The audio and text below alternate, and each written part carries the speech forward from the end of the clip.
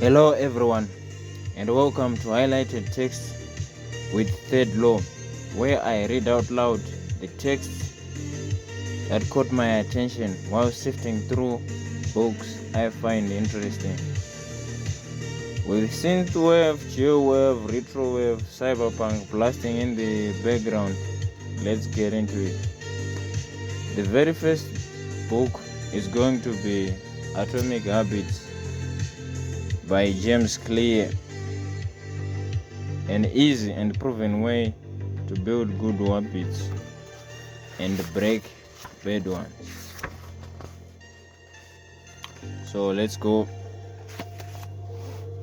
Okay.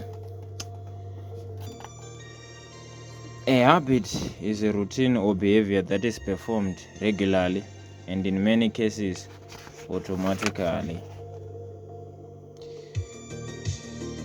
Naval Ravikant has said, to write a great book, you must first become the book.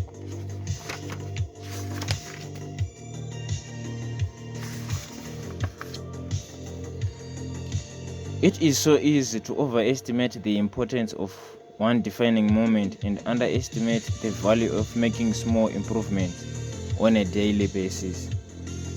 If you can get 1% better each day for 1 year, you will end up 37 times better by the time you are done. The same way that money multiplies through compound interest, the effects of your habits multiply as you repeat them. It is only when looking back 2, 5 or perhaps 10 years later that the value of good habits and the cost of bad ones becomes strikingly apparent. Success is the product of daily habits, not once in a lifetime transformation. You get what you repeat. Time magnifies the margin between success and failure. The outside world sees the most dramatic event rather than all that preceded it. When nothing seems to help, I go and look at a stonecutter hammering away at his rock, perhaps 100 times without as much as a crack showing in it. The seed of every habit is a single tiny decision, but as that decision is repeated, a habit sprouts and grows stronger. Goals are about the results you want to achieve, systems about the process that lead to those results. Goals are good for getting a direction, but systems are best for making progress. A handful of problems arise when you spend too much time thinking about your goals and not enough time designing your systems. If successful and unsuccessful people share the same goals, then the goal cannot be what differentiates the winners from the losers. What we really need to change are the systems that cause those results. Fix the inputs and the outputs will fix themselves. When you fall in love with the process rather than the product, you don't have to wait to give yourself permission to be happy. The purpose of building systems is to continue playing the game. Bad habits repeat themselves again and again, not because you don't want to change, but because you have the wrong system for change. Habits are like the atoms of our lives. Atomic habits are regular practice or routine that is not only small and easy to do, but also the source of incredible power, a component of the system of compound growth. Small changes often appear to make no difference until you cross a critical threshold. Outcomes are about what you get, process is about what you do. Identity is about what you believe. They set goals and determine the actions they should take to achieve those goals without considering the beliefs that drive their actions. Behavior that is incongruent with the self will not last. You may want more money, but if your identity is someone who consumes rather than creates, then you continue to be put towards spending rather than earning. It's one thing to say I'm the type of person who wants this. It's something very different to say I'm the type of person who is this. True behavior change is identity change. Like all aspects of habit formation, this too is a double-edged sword. When working for you, identity can be a powerful force for self-improvement. When working against you, though, identity change can be a curse. When you have repeated a story to yourself, okay, I skipped here. I'm terrible with direction. I'm not a morning person. I'm bad at remembering people's names. I'm always late. I'm not good with technology. I'm horrible at math. And 1,000 other variations. When you have repeated a story to yourself for years, it is easy to slide into mental grooves and accept them as fact. There is internal pressure to maintain your self-image and behave in a way that is consistent with your beliefs. Good habits can make rational sense, but if they conflict with your identity, you will fail to put them into action. You can't get too attached to one version of your identity. Progress requires unlearning. Becoming the best version of yourself requires you to continuously edit your beliefs and to upgrade them and expand your identity. More precisely, your habits are how to embody your identity.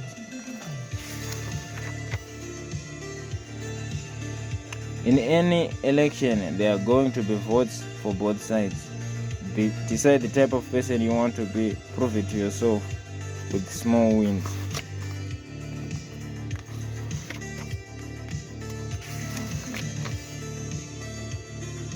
A habit is a behavior that has been repeated enough times to become automatic. The process of habit formation begins with trial and error. Whenever you face a problem repeatedly, your brain begins to automate the process of solving it.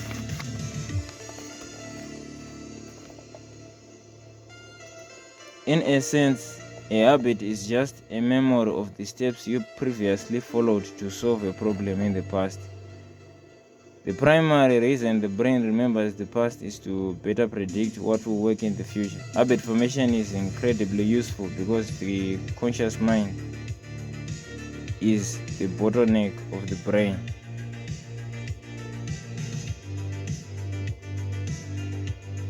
The cue triggers your brain to initiate a behavior. It is a bit of information that predicts the reward.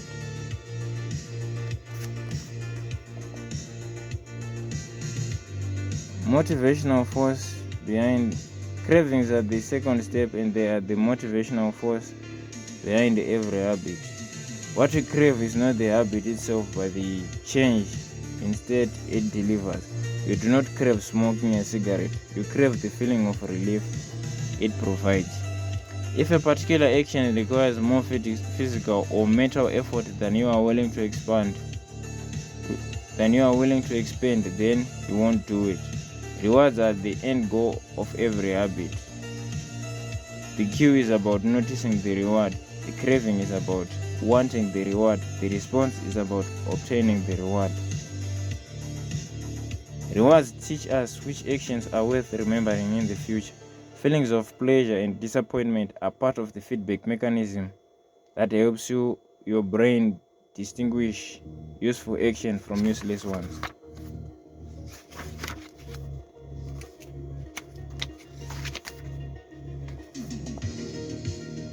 You can think of each law as a lever that influences human behavior.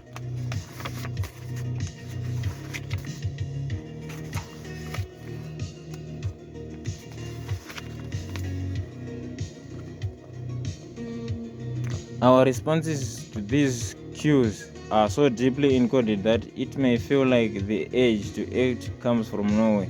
For this reason, we must begin the process of behavior change with awareness.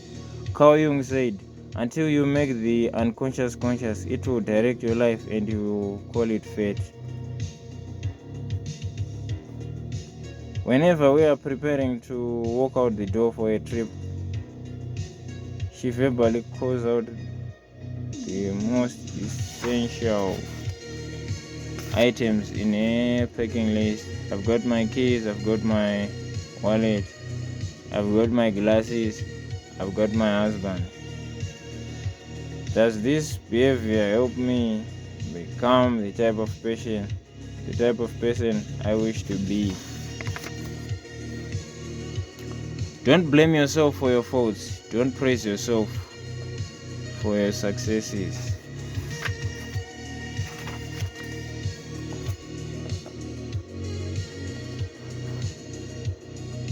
The cues that can trigger a habit come in a wide range of forms.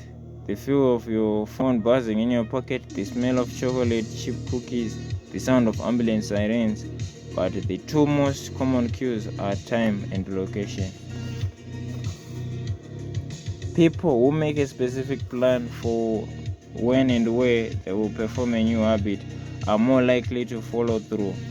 Many people think they lack motivation when what they really lack is clarity.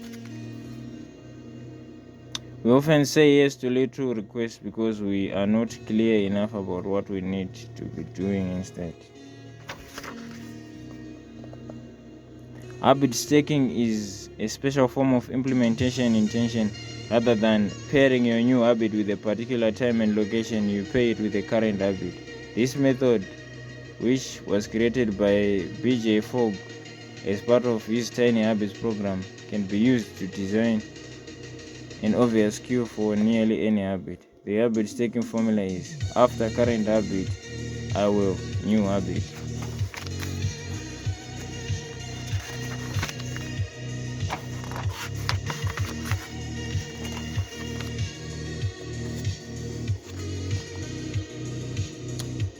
People often choose products not because of what they are, but because of where they are. If I walk into the kitchen and see a plate of cookies on the counter, I will pick up half a dozen and start eating, even if I hadn't been thinking about them beforehand and didn't necessarily feel hungry. Despite our unique personalities, certain behaviors tend to arise again and again under certain environmental conditions. In church, people tend to talk in whispers. On a dark street, people act worried and guarded. In this way, the most common form of change is not internal but external. We are changed by the world around us. Every habit is context dependent. The more obviously available a product or service is, the more likely you are to try it. People drink Bud Light because it is in every bar and visit Starbucks because it is on every corner. We like to think that we are in control. If we choose water over soda, we assume it is because we wanted to do so. The truth, however, is that many of the actions we take each day are shaped not by purposeful drive and choice, but by the most obvious option.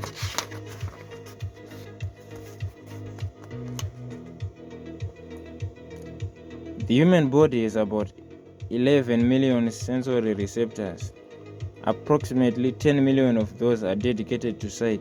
Some experts estimate that half of the brain's resources are used on vision.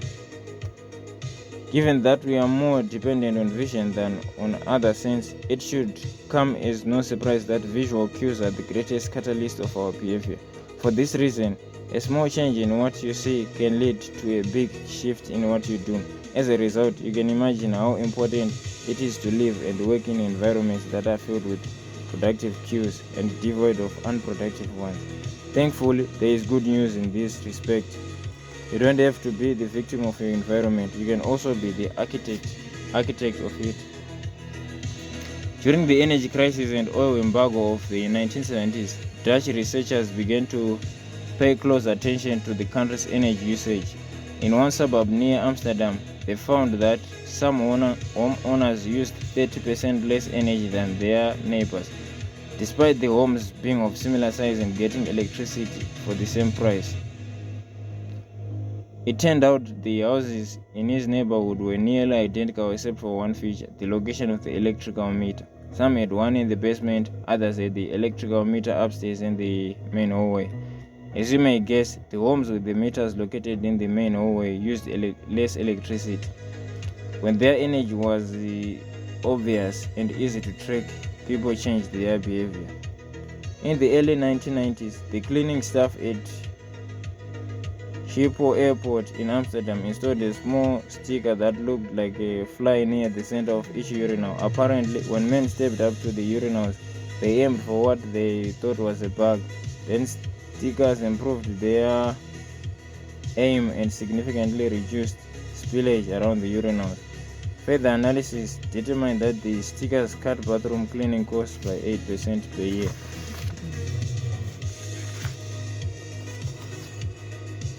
If you want to make a habit a big part of your life, make the queue a big part of your environment. The most persistent behaviors usually have multiple cues. Consider how many different ways a smoker could be prompted to pull out a cigarette, driving in the car, seeing a friend smoke, feeling stressed at work, and so on.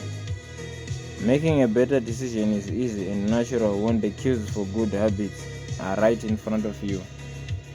The cues that trigger a habit can start out very specific, but over time your habits become associated not with a single trigger but with the entire context surrounding the behavior. For example, many people drink more in social situations than they would ever drink alone. The trigger is rarely a single cue, but rather the whole situation. Watching your friends order drinks, hearing the music at the bar, seeing the beers on tap. Our behavior is not defined by the object in the environment, but by our relationship to them. Stop thinking about your environment as filled with objects. Start thinking about it as filled with relationships. In one study, scientists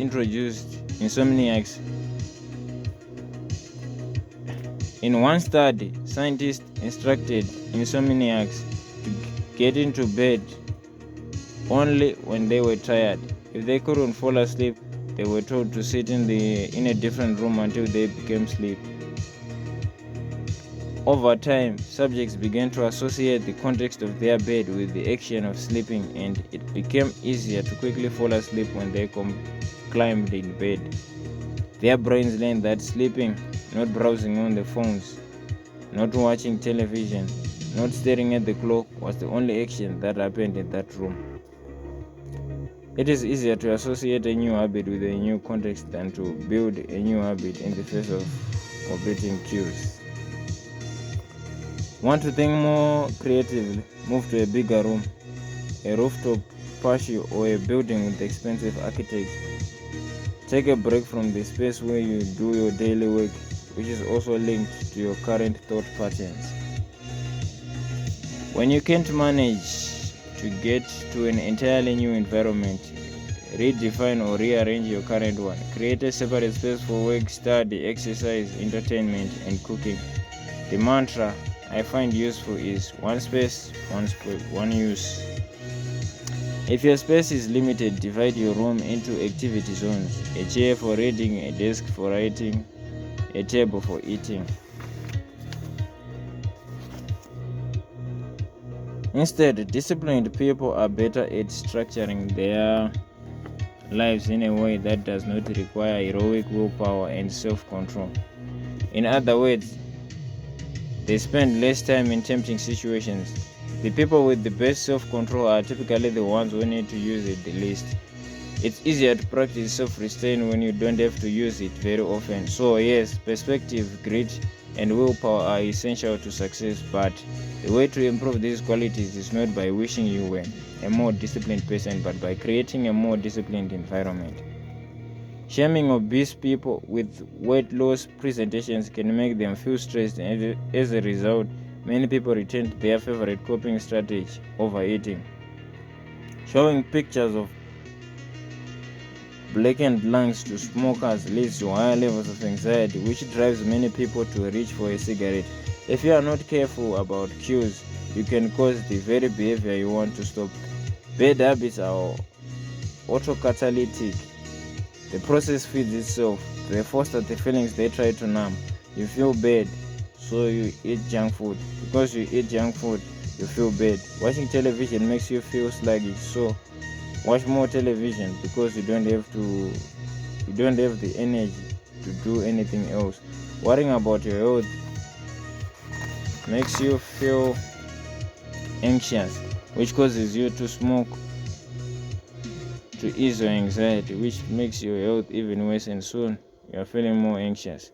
Scientists have found that showing addicts a picture of cocaine for just 33 milliseconds stimulates the reward pathway in the brain and sparks desire. This speed is too fast for the brain to consciously register. The addicts couldn't even tell you what they had seen, but they craved the drug all the same. Here's the punchline: you can break a habit, but you are unlikely to forget it. Once the mental grooves of habit have been carved in your brain, they are nearly impossible to remove entirely, even if they go unused for a while. To put it bluntly, I have never seen someone consistently stick to positive habits in a negative environment. A more reliable approach to cut bad habits off at the source. A more reliable approach is to cut bad habits off at the source. One of the most practical ways to eliminate a bad habit is to reduce exposure to the cue that causes it.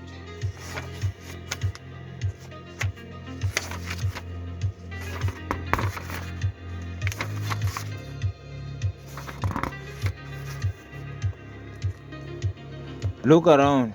Society is filled with highly engineered versions of reality that are more attractive than the world our ancestors evolved in.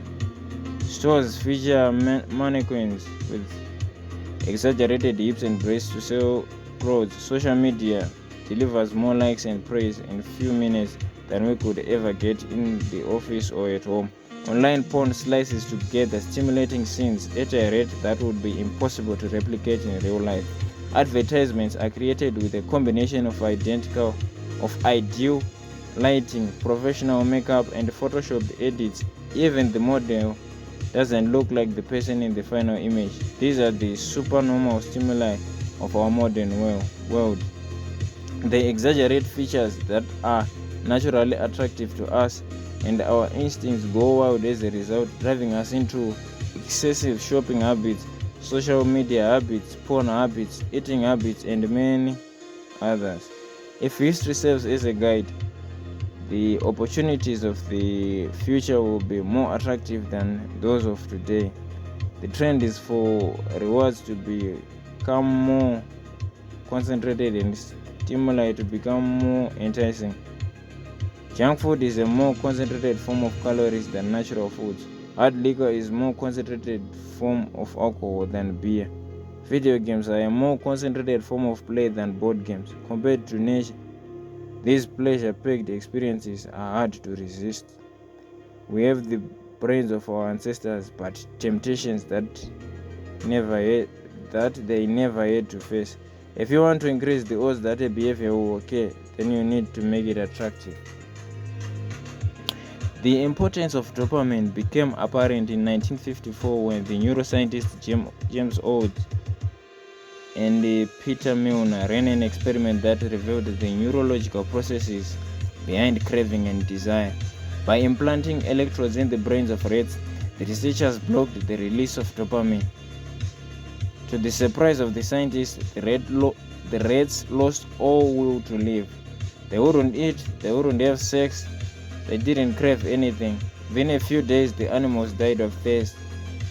In follow-up studies, other scientists also inhibited the dopamine release parts of the brain, but this time they squirted little droplets of sugar into the mouths of the dopamine depleted rats. Their little red faces lit up with pleasurable grins from the taste substance. Even though dopamine was blocked, they liked the sugar just as much as before. They just didn't want it anymore. The ability to experience pleasure remained, but without dopamine, desire died, and without desire, action stopped. When other researchers reversed this process and flooded the reward system of the brain with dopamine, animals performed habits at breakneck speed.